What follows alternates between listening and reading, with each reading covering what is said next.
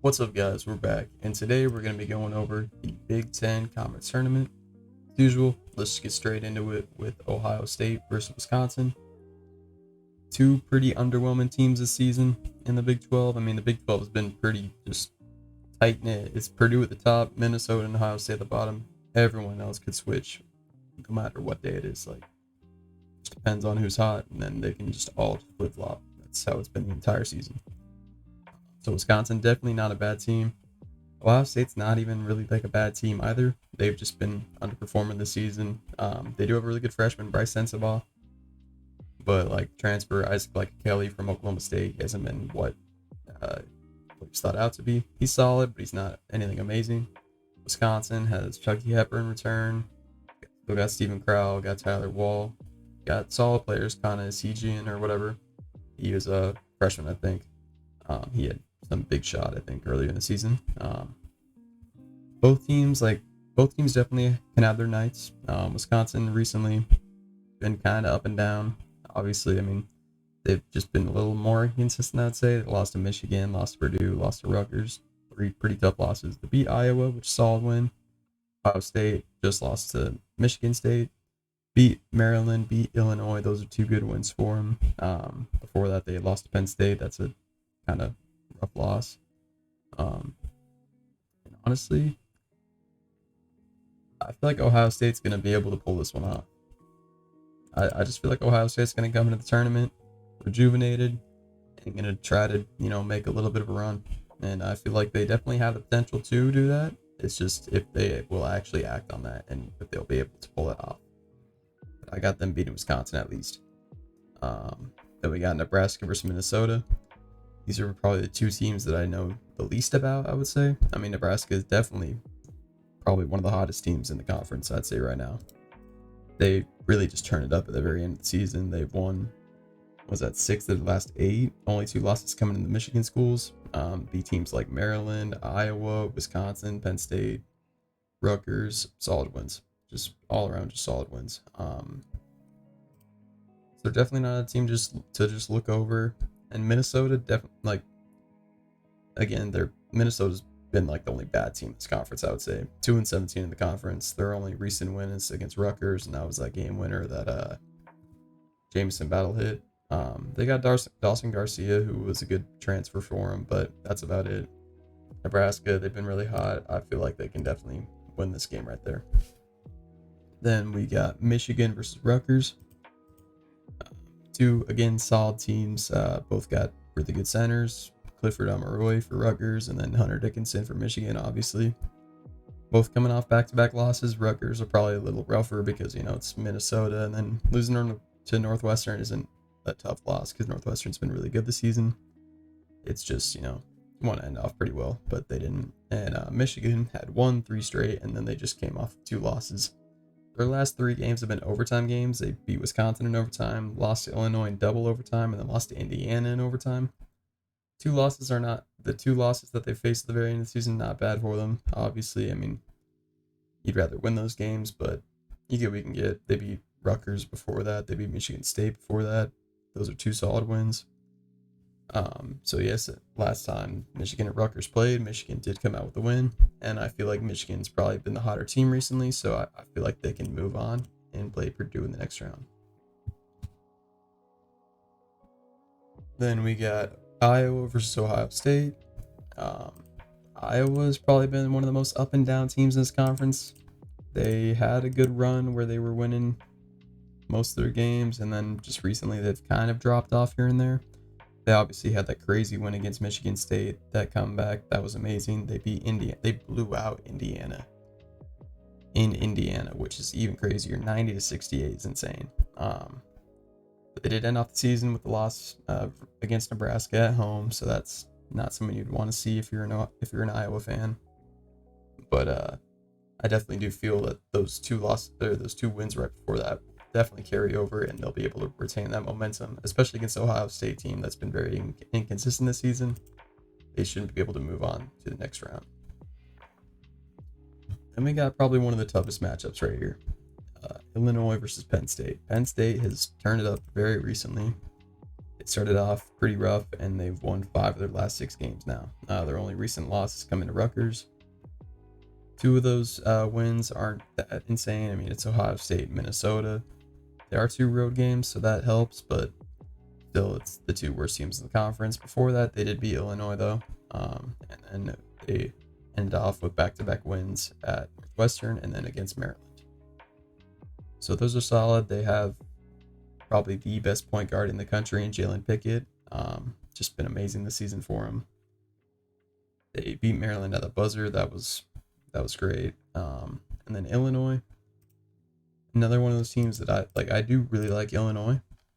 It's tough because they got matched up against Penn State, and recently, I mean, they lost both times they played Penn State as well. So that's something to keep in mind, that they got swept by Penn State in the conference. And recently, they haven't really had any like big wins for them. I mean, the closest one, I mean, would be Northwestern, but that's not an amazing win. Illinois has just been really up and down this season, and I feel that Penn State is probably going to be able to win this one, because they're going to be doing everything they can to add a couple more wins to their resume and potentially get a little bit of higher seed in the bracket March Madness time. So then we got Maryland versus Nebraska. Another one that's pretty close, because Nebraska, again, is one of the hottest teams in the conference, while Maryland is not one of the hottest teams in the conference. They lost their last 2 games, both really rough losses, Ohio State and then Penn State at the buzzer. Before that, they did beat Northwestern, which is a very good win for them. And not too long ago, they beat Purdue. And then the first time they played Nebraska, they beat them by almost 20. And again, they did recently lose to Nebraska the last time they played each other. Honestly, I would say Maryland right here, just because I don't know that much about Nebraska. But again, Nebraska is one of the hotter teams in this conference. So I feel like, the hot teams usually stay hot, and unless they're going up against someone amazing, I think Nebraska is going to win this one. This conference definitely has the most upset potential, where you could see these lower seeds making it far, just because there's not much difference in the records conference wise between the very middle of the bracket. But then that brings us to Purdue versus Michigan. First Purdue game, Zach Edey, obviously probably the National Player of the Year. Against Michigan, I'm pretty sure Purdue beat them both times they played each other. Or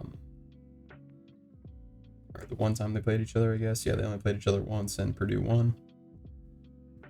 Against Hunter Dickinson, it will be a little bit of a challenge, but I feel like Zach Edey's still so dominant, and their freshman guards have been very good for them to where they can at least pull out a win against Michigan. Then we got Michigan State versus Iowa. This is a very good game. They could potentially recreate the game that they had against each other not too long ago, where Iowa came back from a lot. Before that, though, Michigan State was up by a lot, so you gotta remember that they were up by a lot in the first place. It's just they had the massive collapse. That's like a rare occurrence for them, I would say. And they did also beat Iowa the first time they played each other.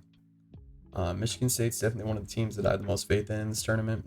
They got probably one of the best backcourts in the country, Tyson Walker and AJ Hogard. They just have an overall solid team around them. I feel like Iowa's been a little too inconsistent to where I can't fully just say I'm gonna rock with them. So I think I got Michigan State winning this one. Then we got Northwestern versus Penn State. Northwestern, again, one of the best teams in this conference. They've had some of the biggest upset games. They beat Purdue. They gave Purdue their first loss, I'm pretty sure, or one of their first losses. And they've also just upset very good teams. The back-to-back wins against Purdue and Indiana, those are obviously great. But they have come into the season they did come into the season off of a win at Rutgers, but before that, they were on a 3-game losing streak. One of those losses was Penn State, and honestly, I feel like Penn State's on so much of a roll that I feel like they can beat Northwestern, and Jalen Pickett's going to be one of the hardest players to guard in this entire conference tournament. That brings us to Indiana versus Nebraska. Indiana, probably my pick for like the team that's going to go furthest in the March Madness bracket out of the Big Ten. I would say it's either them or like Michigan State or maybe Illinois if they get hot. But Indiana, again, they have the runner-up National Player of the Year, I would say, in Trace Jackson-Davis, very good. Then they have a very good freshman in Jalen Hood-Schifino, who's probably going to be a lottery pick in this NBA draft, or a top 20 pick, I'd say at least. They are coming in with they're coming in 3-3 in their last 6 wins versus Illinois. They beat Purdue in Purdue, and then they beat Michigan to end off the season. Before that, they did obviously have that really rough loss to Iowa. They had a pretty rough loss to Michigan State. Both times they played Nebraska, or the one time they played Nebraska this season, they did win. That was a lot earlier in the season, but it's still got to pay attention to it. And I feel like Nebraska's run probably ends here, and I got Indiana moving on. That brings us to Purdue versus Michigan State. Michigan State, the only thing, this is probably my matchup of the conference tournament. The only thing about it is I'm not rooting for Michigan State, but I'm picking Michigan State right here just because Purdue has been a little inconsistent as it's gotten closer to the end of the season. The only thing is that Michigan State doesn't have that big body to guard Zach Edey. They do have Matty Sissoko at the center position, but again, he is only 6'9", so it's not that he's not tall enough, or it's not that he's not like big enough. He's just not tall enough to where guarding Zach Edey is going to be an easy job. I mean, it's never an easy job guarding Zach Edey, but they have lost both times they played Purdue this season. But I feel like coming into the tournament, they are a little hot, and they will try to fix whatever mistakes they made against Purdue in the regular season, and I got them beating them. That brings us to Penn State versus Indiana. As much as I'd want to say Penn State wins this one, I feel like they get 2 great wins right here. That's enough to move them up in the March Madness tournament a little bit. Indiana's just too good. I got Indiana moving on to the championship, where I got Michigan State versus Indiana. Both times they played each other, Michigan State won the second time. Indiana won the first time. Both solid games, both really solid teams. But I got Indiana winning the Big Ten Conference Tournament. I just feel like Trace Jackson-Davis is going to be great in the conference tournament, and just paired with Jalen Hood-Schifino and everyone else on that team, I got to go with Indiana to win.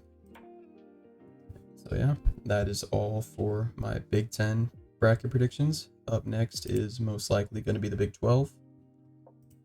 And other than that, I will see you guys later.